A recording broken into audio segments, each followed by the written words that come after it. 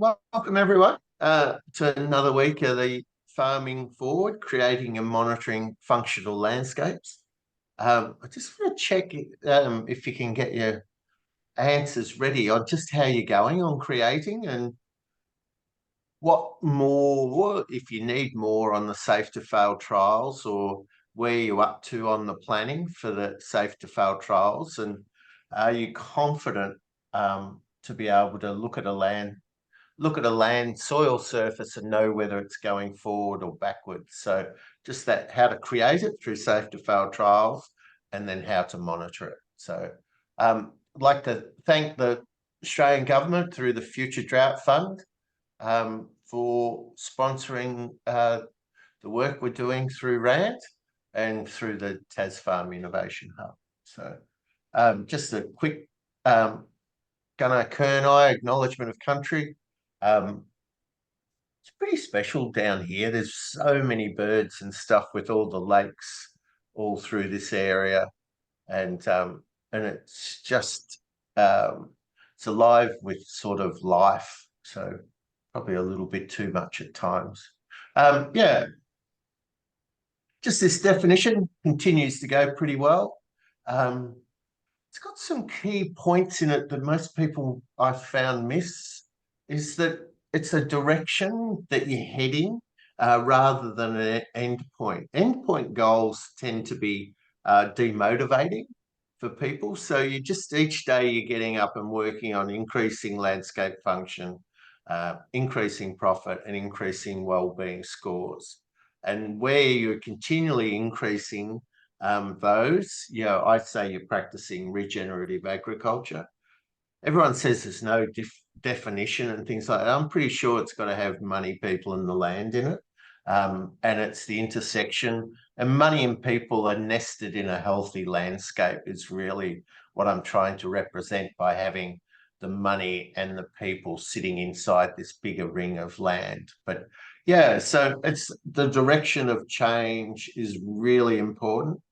The biggest worry I have with that idea of like a vector-based goal is that people are stopping before they get to even sustainable, much less up into that regenerative. So, and I think that's because they're not being told what that looks like. So we're trying to do that through using soil surface science, so landscape function analysis, so that people can say accurately, am I regenerating or not? If you're losing soil, I'm sure you're not regenerating. But I keep getting into this discussion and argument with other groups and other trainers and forums and stuff like that. So yeah, but if you're not got 100% ground cover and slight decomposition of the litter, and perennial grass basal area increasing for a grazing system, then you really aren't being regenerative. You could, in theory, be regenerative with cover crops, but I don't see it very often. And it's usually because they're not getting 100% ground cover with decomposing litter. We can read your notes. So I thought you were trying to pass a message to me. Yeah, so the cover crops per se are not regenerative. It's only their management that, if they increase landscape function, are regenerative. So moving animals is not regenerative. It's only if they increase landscape function and you can make money out of it and you're enjoying doing that. So I did a little bit of a blurb for one of the members of the mentoring from last night, the Tuesday night group, and just sort of they're getting students from South Dakota to the farm on the weekend, and I just talked about this again, and this gap, ever widening gap. So you can't win. It's like going to the casino. If you stay in conventional or current or whatever you'd call it, agriculture, you cannot win, because this gap's just going to get wider and wider. It just continues to get wider, and debt continues to get higher. And also where we farm, this is out of the 2021 state of the environment. Where we farm is where we have more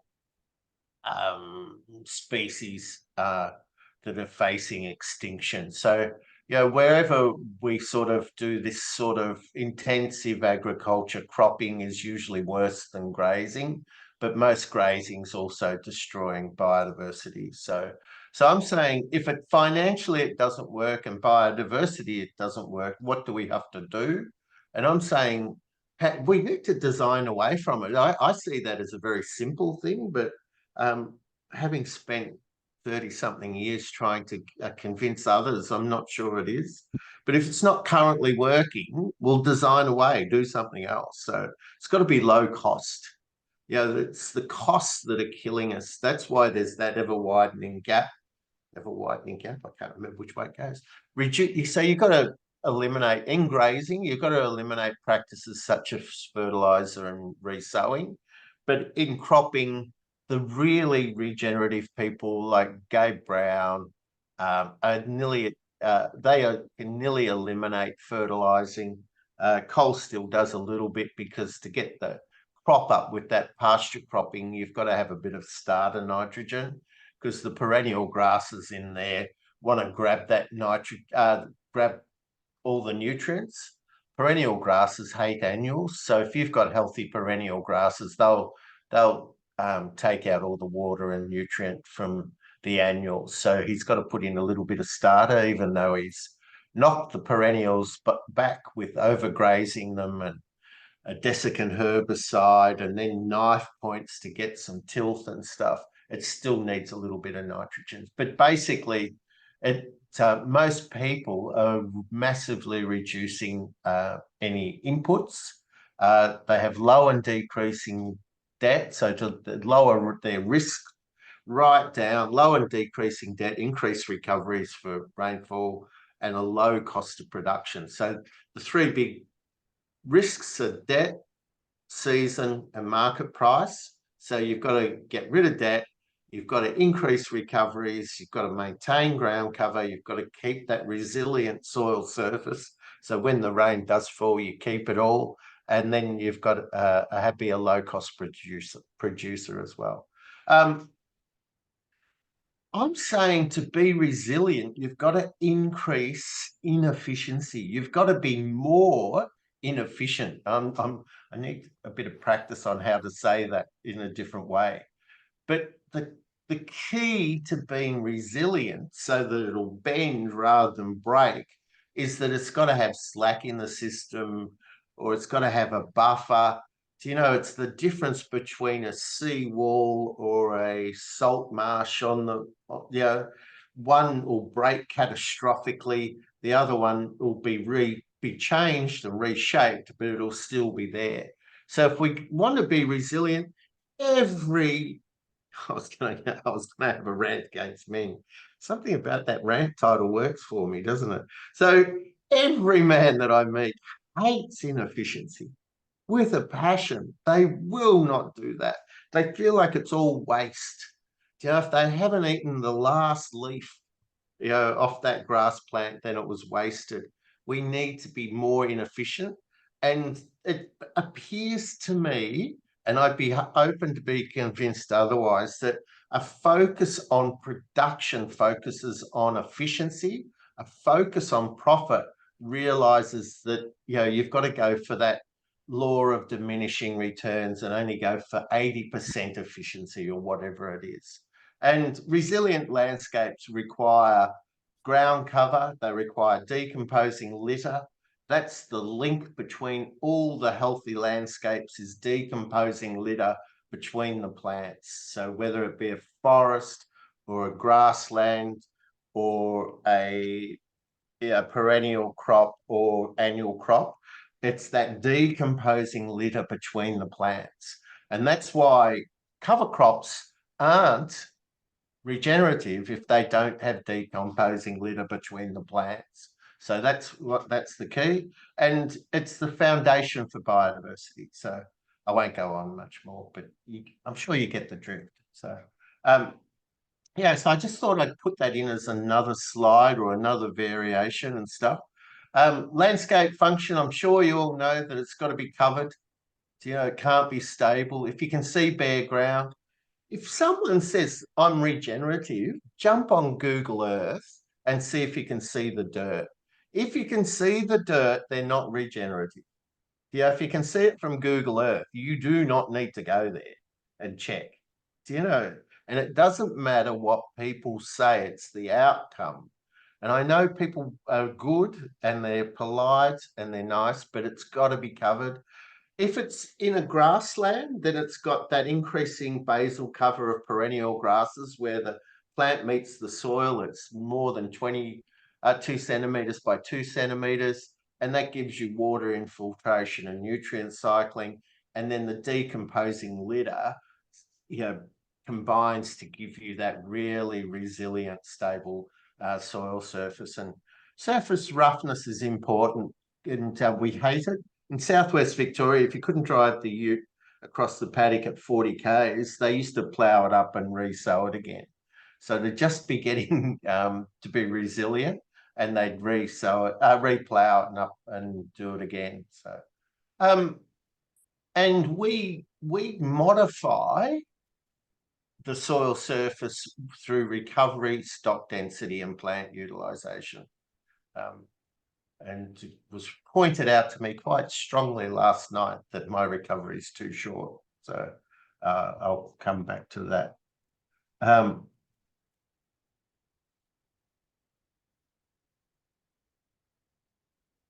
Yeah, I understand. I think it's a different thing I'm saying, Spikey. I'm saying that most people, that frame of reference that they're using is that, and dairying's the classic example, 2.5, 3 leaf. So they're trying to never, ever do that. But increasing landscape function actually is more efficient because you don't have to then supply all the nutrients and water infiltration.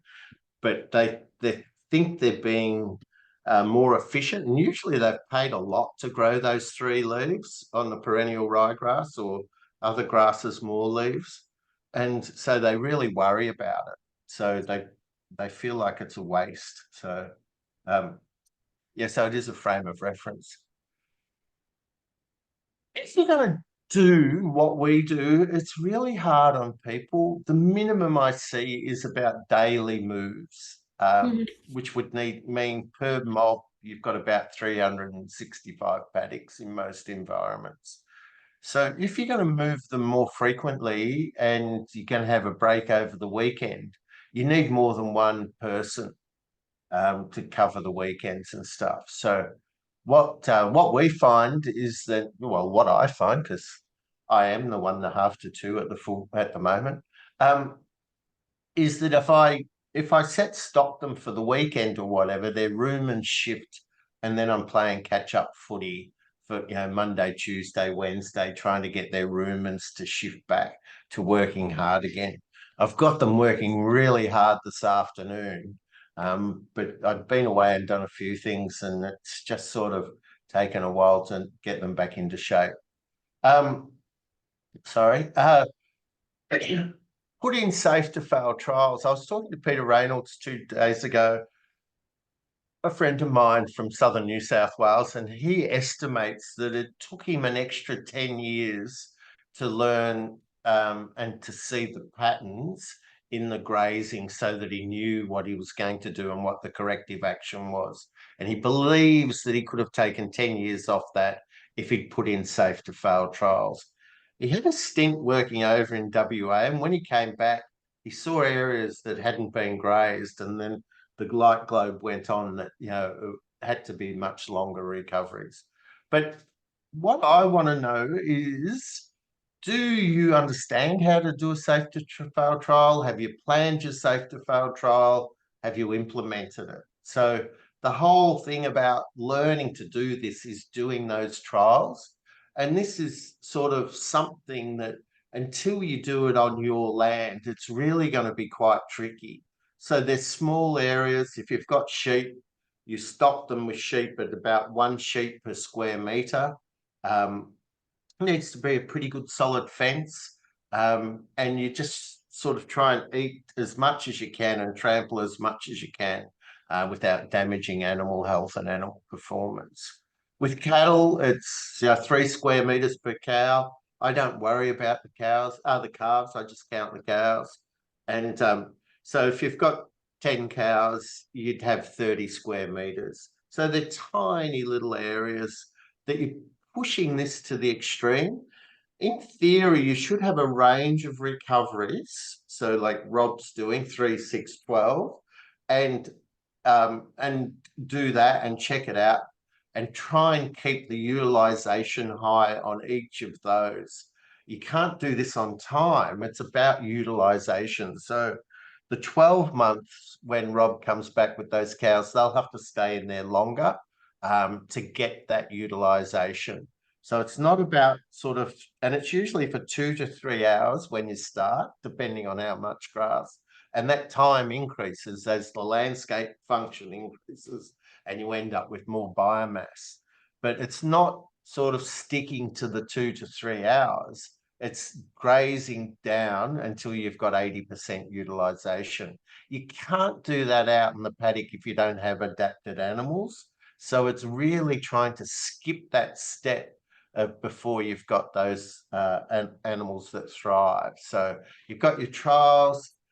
I keep coming back to that. At the moment, you cannot buy animals that like this. They do not breed. So they're breeding, selecting them for feed conversion efficiency. So how many kilos of feed to how many kilos they weigh. And those animals are selected they end up being selected for muscle and growth. And really, if you're putting them onto fully recovered grass, they've got to carry surplus fat most of the time.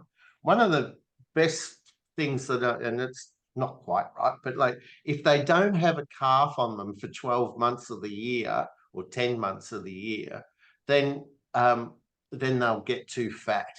So if they're not milking, the cows get too fat. So you're trying to select for animals like that, they're incredibly energy efficient, low maintenance energy, moderate milk producers. This is sort of for dairy, beef, sheep, and carry fat. They mature early. They're highly fertile. All that sort of stuff. So you need a fair few paddocks per mob, is what I'm trying to say. Is the minimum that I see. I don't see anyone, and I can't think of anyone that's successful with this unless they've got the flexibility of at least 200 paddocks. I'm thinking of the Coglins at Holbrook. They run about 180 paddocks. You need areas, you need to be doing this, and it also gives you that resilience and allows you time for you to adjust your numbers when you go into drought. I've got video of training them to the Penza Grow fence lifter, and I'll play that in a little minute. But it's got to be flexible. See, we basically run about 2,000 sub paddocks for the cow mob. That's how many paddocks we have. So if Stephen Hobbs, who's on the other mentoring program, he kept saying, "Oh, I've subdivided more paddocks, Graham," but it was in front of a group, and I said, "Oh, Stephen, stop saying it. You're going to be 1,000 years old by the time you've got enough paddocks." So you've got to start thinking, how can I actually design this so that you've got strips or laneways and you can make infinite number of paddocks. You've got to change it away from thinking about that sort of how do you do it? Because if you want to rapidly regenerate, then it's got to be strip fencing and it's got to be easily automated and you need portable water. So we're back on the big 2-inch water line, which is just so relaxing compared to sort of some of the bore pumps and things like that at the moment. I just know, they've got water and they can't outdrink it even when, most of them are pushing around that 200-litre trough that we use. And then I'm saying everyone has got good good breeders, so good ewes or good cows, good nannies, whatever it is, you will have them, and they're usually about 10% or less. I didn't want to go too low with it because I thought it'd upset people. But it's usually there's a woman that Celia and I worked with in she fallen off. That we worked with in Brazil, and she's got about 5,000 cows, and 4% of them are fertile. That fertile enough to have a calf at 2 year olds. So it's not a very big number, and it's a lot of cows. So, but from there, she's just sort of she's managing that so that she's still breeding those older ones that don't breed until they're 3 years plus, and she's breeding up these other ones that are fertile to wash through. So, and I say use Johann Zietsman's principles. And then just this idea everywhere. There is nowhere that I have seen or been or helped people or whatever that you can't have 100% ground cover. I think you should go for greater than 20%. A lot of people have 10% perennial grass basal area. So 10% of each hectare is covered with mature perennial grasses and slight decomposition of the litter. I think that sort of should be the minimum standard. So even though you're increasing and heading up there, you sort of know out there somewhere I'm going to get 100% ground cover and stuff. Um, any comments, questions on that? So before I go on to something else,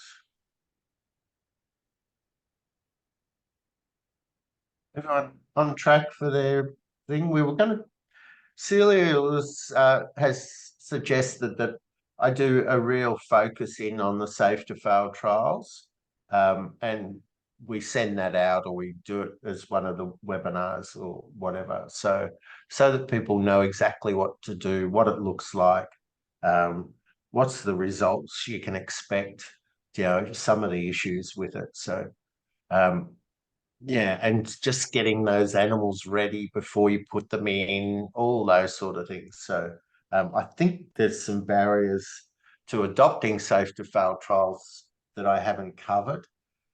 If it's a pain for some people, but if it saves you 10 years of struggle, I think it's really worth it to have a bit of pain with your safe to fail trials. So um, this is sort of a good news story. This is the Savory Institute Land to Market program, where they go around and measure EOV. I think they've overcomplicated it because the scientists and the ecologists got involved, and they've gone for too many lagging indicators in that monitoring. But like that's sort of most people can't even understand what I said then. So, but I'd be simplifying it and using more of landscape function. The guy, Pablo Borelli from Argentina, who wrote a lot of that program, that monitoring program, he also included landscape function thinking in it. So, and yeah, anyway, I won't go on. I was just going to say, I have a real problem with people using reference areas. If you know that you can always make the land 100% covered, why isn't that your reference area? Whereas they pick a degraded reference area for a grassland or whatever, and then they monitor towards degradation is the way I see it. But it's one of those arguments I have with ecologists and stuff. This is the Penza Grow. So like I only got it uh, last week and I was trying to upload the videos and I couldn't get them through. So I was just going to replay it. So it's just, I've made in Argentina, it just sits on a pole. This pole's got like a nylon bush down here. So it's live, it's connected to the wire here and it's live so that they don't rub on it. If they move through, they'll avoid it. And then it's got this little motorized solar panel charging thing here that you set the timing on. So I'll just play that.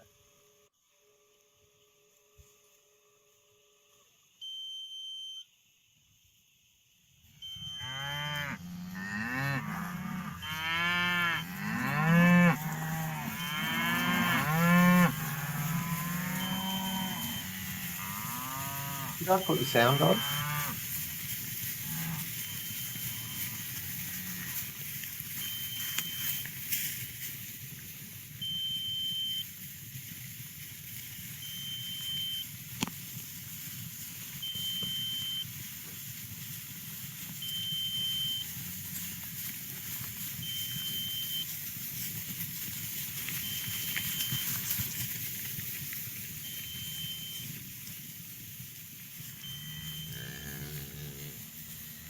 So it's taken a week to get them so that they all move through.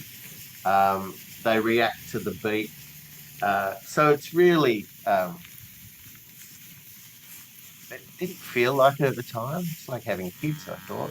Um, it felt like it was hardly worth it some days, but within a week, everyone's moving through. They did miss a move yesterday, and I think they didn't hear it. It was um, a really strong easterly, and I think it just was blowing the sound away, and they didn't do it. So they didn't move. The fence had raised up, but they didn't move until the beat went, and then they started running. There's always someone like that that drives you cranky. So um, Excuse yeah, there me, is. Graham. Yeah, yeah, sure, Rob. Is this? Do you think this skate's better than Peter Reynolds' Batlatch MacGyver skate? Yeah, I think I think they're pretty similar. Um, the reason I think it's better is that it's a bit more foolproof because it doesn't get tangled. Do you know his MacGyver thing? It's got the hammerhead and the bat latch opens and the hammerhead falls and it raises the fence. It sometimes gets caught, or you've got to have it sort of leaning slightly so that the hammer falls. You don't have to do any of that sort of stuff. Um, I'm not sure it's any better though. It's very similar.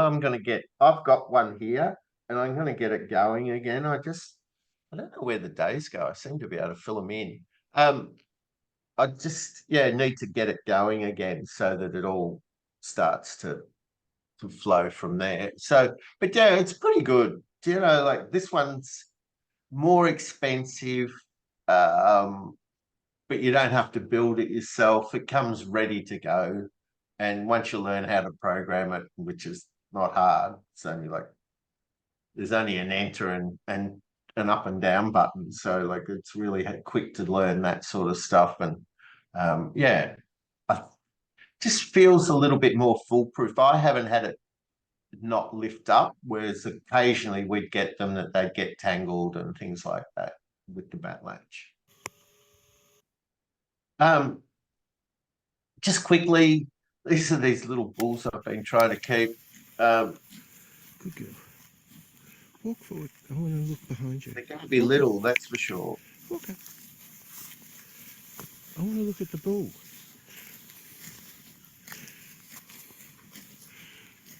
He's not very big, and he's sort of woolly, Squatted down nearly on my knees. but he's deep. He's already heavy in the forequarter. I'll just get a shot.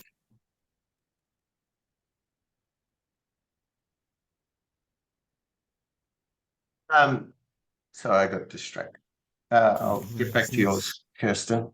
And yeah, and This guy's a bit smoother, also not yeah, exactly they're sort muscly. of not muscly enough. Got a bit of So testosterone. um, Um, for what I'm really nice after. hair. Got that Big depth of enough. He body. might be. This And guy's a Hereford, just as a safe to fail trial. He was sort of chunky. He's probably the thickest and the most mature looking. It'd be interesting to see how they all grow out and how they work. They need to get a little bit bigger if they're going to work this year. yeah, so a target of 20%, Kirsten. Kirsten's asked, you mentioned a target of 20% perennial grasses. I think it's got to be more than 20%. If something happens out there, 20, 30%. of your ground cover is from mature perennial grasses. So they've got to be mature, so 2 centimeters by 2 centimeters, and then you want that increasing. We go to 100% perennials pretty quickly. Just sorry, I need this to be bigger. I don't think it can get too high. Some of the healthiest grasslands I see are 100% perennial grass, which is really in conflict with a lot of the advice and research. But we can get it back to 100% grass with no annuals, no legumes, just perfect. So that's not what most people think, but yeah, I think it's perfect. So you're switching from legume nitrogen to, biological nitrogen, all those things. It's just resilient. And it's really hard for people that have been taught for so long that you've got to have this and you've got to have that. And, so I go for diversity of perennial grasses, not diversity of the different types of plants, the legumes, the tap-rooted and all that sort of stuff.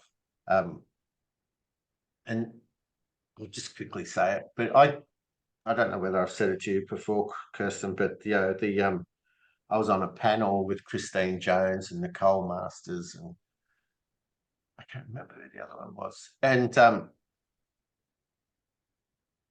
talking about plants as indicator species, and that was when I said yes, they are an indicator species. They're an indicator you can't manage. So if you've got thistles, it's because the recovery is too short.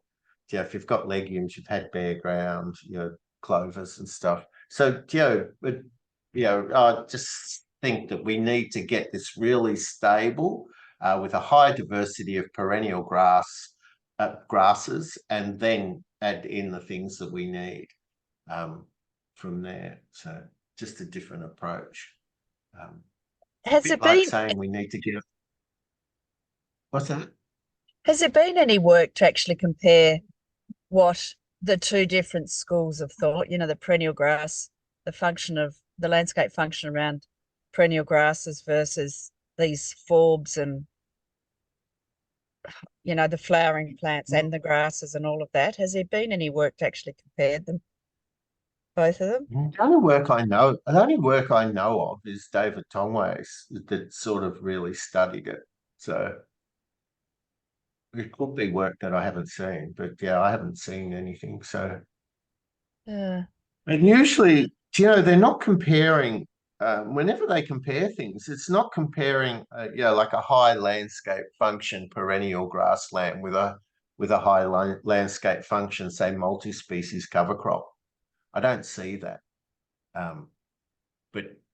And Gabe Brown's experience is that, if you're just grazing and you're not cash cropping, then it just needs to be a perennial grassland. So, but they also throw in a lot of flowering and stuff like that. So not sure, some of those prairie photos they look more like a garden with flowers and stuff. But wherever I went, there was a few other plants, but it was mainly perennial grass all through Colorado and those sort of areas. There was people that were managing pretty well. So, where are we? Oh, Dominica and Charlie. This was your video. So I think this was the one titled as cheap cover crop. Is that right? Yes. So basically this is a paddock where when we came in 2016, it was just stubble and a few thistles and things like that. And then it stopped raining. We had a flood that year in 2016, and then it stopped raining, and we didn't rain again until April 2020. We put in, so in that paddock there's a trough in the middle. That's right. Mm-hmm. Yeah, trough in the middle, and we put some fences in, and basically it's just been grazed, and we certainly and not grazing the way we'd like to at the moment. We still need to get smaller paddocks and at the moment we're sort of doing like 1 to 3 day grazers in each of the paddocks. And this photo shows about 4 months, or the video shows about 4 months rest. We're sort of hoping to get about another 2 months before they go back in. And basically it just shows that I guess the cover crops that they're recommending that to sell to people, they want perennials and annuals and all those sorts of things. I guess what we're trying to show here is just that can all come just with some good management, and then I guess eventually the perennial grasses will crowd out all the legumes and the brassicas and all the other things like that. So yeah, it's just a bit of a look at how it looks at the moment. Fantastic. That's great, isn't it? So it was basically from bare ground and annual sort of look back to, what's that grass mainly? That's a Queensland bluegrass. That's the big one you can see. Yeah. There's some vetch in there as well. Fantastic. But yeah, just sort of alive. Getting that ground cover in there. So yeah. Yeah, which is just great, isn't it? Sort of, I haven't seen anywhere that you just can't use grazing to restore a grassland. I don't stress as much. I like people to do that, so that, because that's the lowest cost, lowest risk thing you can do. So I like people to do at least one of that, but I don't stress about it. Like, that if they want to speed it up a bit, but I go, but if grazing doesn't do this and regenerate grasslands, then resowing it's only going to end up, it all all goes backwards and you start again. So so this is sort of well and truly on the way, isn't it? There's some good basal area in those plants. Yeah, it's still got a long way to go, obviously, but it's it's certainly come a long way. And didn't have to spend any money. Yeah, just that's just the management. So, but I only learned that in the farm that I had in Southwest Victoria because I didn't have any money. I don't recommend what I did, but like we over borrowed. So I borrowed 110% of the value of the property. So that's not financial advice. I wouldn't do it. But so we had no money. So I just grazed it back. It was bare ground and Cape weed. So and grazed it back to perennial grass. So but yeah. And then you were just saying how this was sort of a dip imprint in the dung. Yeah, so this is just showing there's some manure there that's been buried by dung beetles, and then you can see there's a hoof print right in the middle there, and we just think it's a really good photo just to show the it's the perfect little seed raising hole or pot. It is. It's a beautiful little pot, isn't it? Yeah. It's fantastic. Very good. How are we going for time? Well, thank you for that. Thanks for sending those in. I'm not going to go through all the steps and stuff, but I didn't feel like I'd spend enough time on the profit planning sort of stuff. So, there's sort of steps. So if you go through the steps, I'll skip through the actual slides for them, just so that that really we're just trying to get that profitable, simple and low risk enterprises. And one of the biggest things that I found in agriculture was, and even from when Alan Savory trained me in 96, was that we used to look at sort of, taking 50% of the gross margin and putting it aside as profit to cover overheads and others. And it's not enough. It nearly needs to be 80% of the gross margin on farms to do that, and probably more for cropping because you've got all that machinery cost and stuff. So I'll just skip through, but just so that you know there is steps. So if you wanted to go through them, if I don't cover them off very well, just make a note and ask me next week sort of to go through it.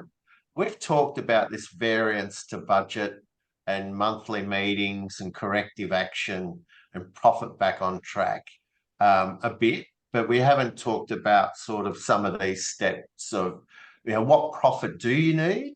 So plan towards it. Is there something stopping progress? Are the current enterprises profitable? I've worked with a lot of people, and the current enterprises can range from, they're either earning $150. So, this is a long time ago. This is nearly 20 years ago. They were either earning $150 an hour each when they were working on the labs, or $20 an hour to split between the pair of them. So I go, it's a pity you can't do more of the $300 an hour rather than the $20 an hour. And then, it all got very heated over the kitchen table because he was selling oat and hay down to the feed store, basically down to the feed exporters at break even. So they could do more of the $300 an hour work rather than the $20 an hour work. So do you need new income? What's the weak link? We've had a look at that. And then some of these other steps, pay yourself first and things. So I'll just go through this. So I would be putting in some numbers here. This is from Mark Gardner. I've got a version here I usually has Vanguard on it. I'll change that before I send it out. But what drawings do you need? What are you going to pay off in debt? How much do you want to reinvest? And do you need to save for education and super and other things? So just do a roughie, get that so that you've got some sort of guide. And it's usually a much bigger number than what people anticipate, so just have, this is where I'm sort of heading. If I'm going to reduce debt, I'm going to have living and I want to reinvest and save, then it comes out as a pretty big number.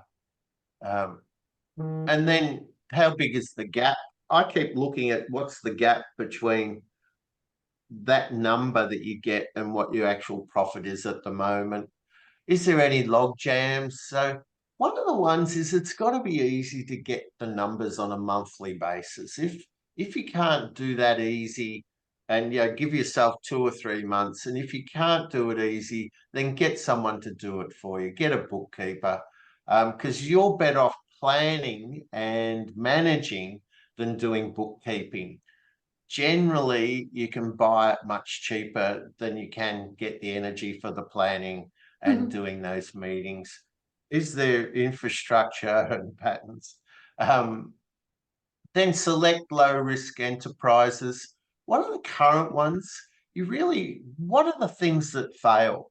You've got to eliminate failure as a first step. So, is it, like if you were doing sort of multiple different enterprises like trading and cropping and stuff like that, which ones fail? Which ones earn you the most dollars per hour? Farmers are always funny on dollars per hour, and I suppose I'm the same. Is that sort of, we work sort of about 26 hours a day, 8 days a week type stuff. But when you start pulling that apart and you know how many hours you spend on those, and you don't have to do it accurately. I just say, how many hours do you spend on the lambs? Oh, okay, well, what about shearing? What about this? What about that? And then, 3 weeks on that, month on that, so just big rough numbers and just find out approximately how many dollars an hour. But a lot of the enterprises, so that family I was talking about, 20 years ago, $300 an hour was a lot of money, but they still weren't making a profit. And his partner was going out babysitting at the time for $6 an hour. So, and they should be doing the $300 an hour work. Is it regenerating? Can you regenerate with that enterprise? Because if it doesn't regenerate, it's probably just going to increase in its costs and risk and stuff. And is it a manageable workload? Then you've got to research, you've got to do safe to fail trials on any enterprise changes or any redesign. How can you field test it? Do people want it? There's a really big push on people setting up. They come up with a business idea, they set up a website and then join the waiting list, and they haven't got anything. They've just got the website. And then if enough people join the waiting list, they then go to the next step and develop the business and things like that. So, you need some numbers. You need to, I'll put this in here. You need to know when things are going to happen, when are you planning your holidays, and this was what I used to do for at Inverary in Southwest Victoria when we went down from 200 cows. We lost the lease block that came with the with Timbercore when Timbercore went broke. We lost that, so it went from 250 cows down to 60. So then what can you do? You've got to do some brainstorming maybe for new sources of income. All ideas are welcome. Check if it's going to work for you. Those simple low risk things like we've talked about, trial any of them. And the biggest problem, and this was straight out of Alan Savory's book, that he traveled all around the world consulting, and everyone was struggling to make a profit. And then it dawned on him that the only common factor was human nature. My clients were allowing their expenses to rise to meet the income they anticipated receiving. So that's fine if you've got a wage, if you're getting paid a wage. When you're farming or you're running your own business, you can't spend up to your anticipated income. And so what Alan did to beat that was that instead of profit being the leftover, expenses were the leftover. So sort of tightening the belt. So income minus profit, and then only allow your expenses to do that, and put that profit in as a starter, as for each enterprise is 80%, and see how it goes. Because you need to keep most of that income, otherwise you'll get into that declining terms of trade, and you end up letting your expenses rise. So, and then putting it on paper, and then plan each enterprise, plan profit by month, and then categorize the expenses was a really big step. So we used to put them into wealth. So if you spend that money, it will bring new money into the business. Was that category of wealth expense. Inescapable, you were morally obliged to pay it. I know when I was training a group of bank lenders, I was trying not to say bankers because I get stuck then. And most farmers see their mortgage as inescapable, but the bank guys didn't. They put that straight into a maintenance expense. And I thought that was really interesting, that families that I work with always put it in as they were morally obliged to pay it, whereas the banks didn't think of it. They go, well, you said if you can adjust it, if you can change the period, it just made sense to them. So they weren't as rigorous on where they put it. Morally obliged, maybe if you've borrowed money from family or friends or whatever, or some things, just are. A lot of other things, you can spend time trying to reduce them on a rainy day. And then back into those addressing the weak link like we've done. Sorry, I'm rushing. And just so that you've got it all in there, and it's got the descriptors in here and stuff. And how do you eliminate some of those maintenance expenses? And then what else could you substitute for them? Can you make them more efficient? And money at bank, you've got to have money at bank. That's about all I had. I'll send out the link to this. I listened to this today while I was driving around. So Yara is a fertilizer company out of Scandinavia, and they had a talk on regenerative agriculture, and it's all about combining compost with mineral fertilizers. They don't say synthetic fertilizers, but it was the same story as what I'd always heard, was that we need to feed the 9 billion. The only way to do that without increasing the land area is to make the current land more efficient, which means you need synthetic nitrogen and synthetic phosphorus and stuff like that. So synthetic fertilizer, but they call them mineral fertilizers, really strong, but they're selling themselves as regenerative. But I don't want to say too much, but I'll send it if you want to. You can either get it as the webinar or podcast. I just had the podcast on in the buggy.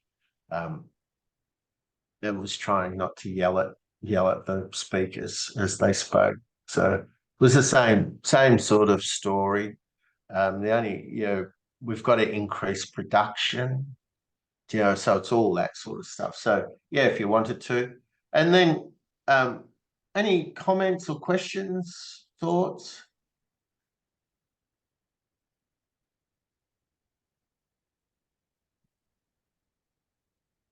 Last night I did some yard design stuff.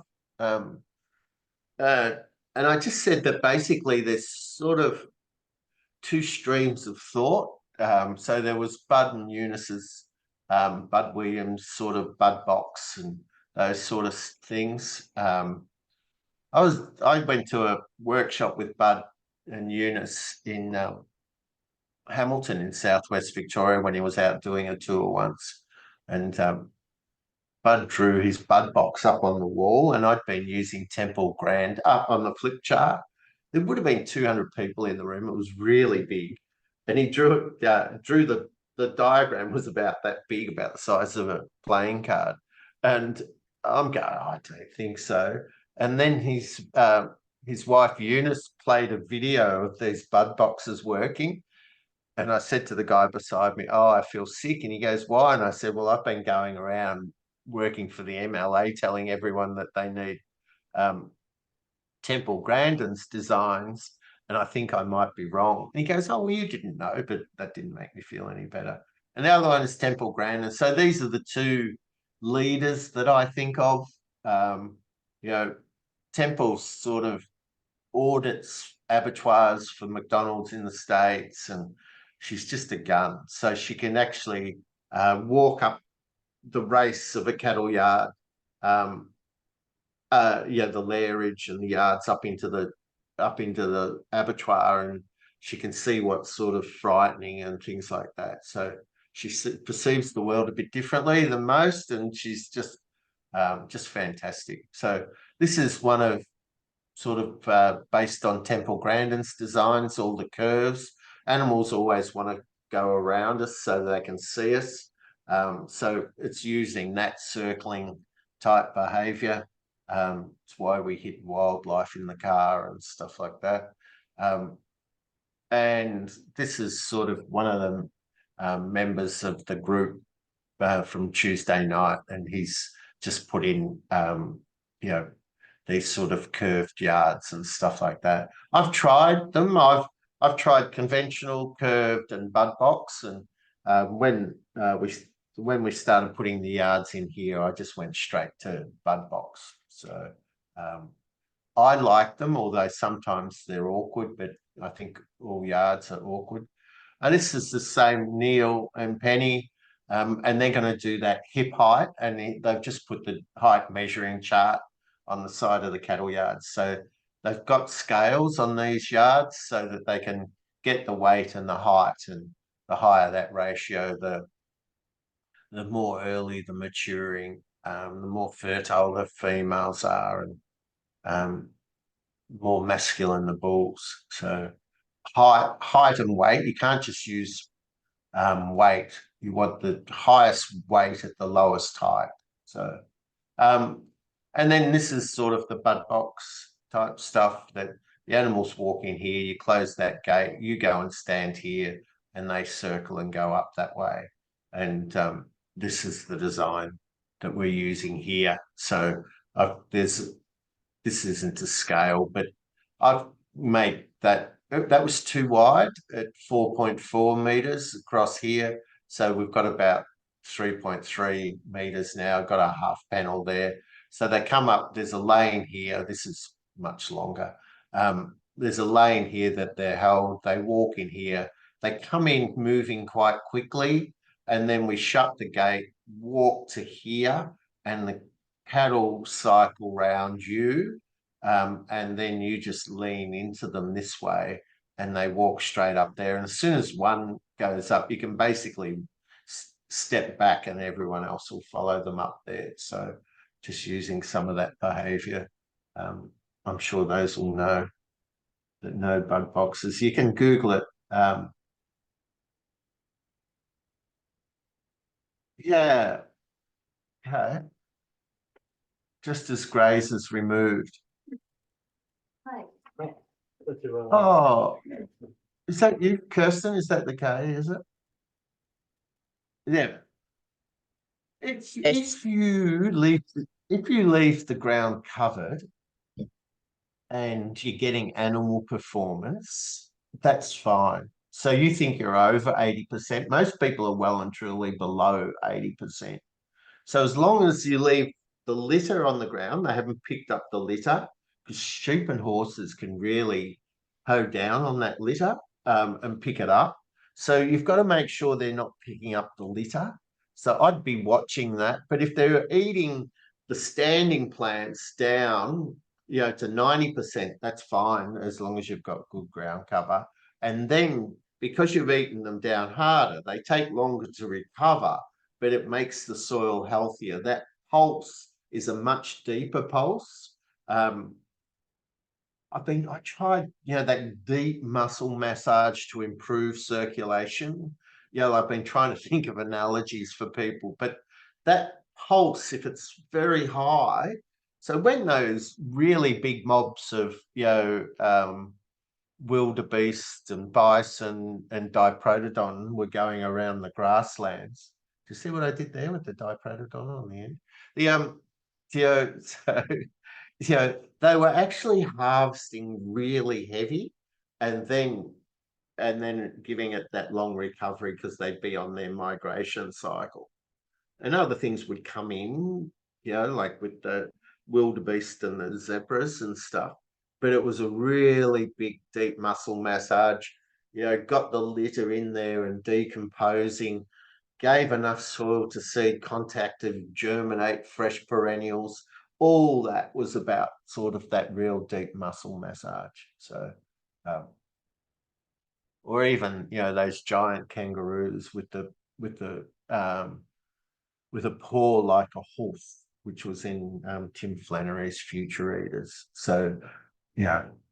And, you know, we've always had sort of, you know, herding and grazing animals with, you know, with pack hunting predators, the same as everyone else has in other parts of the world.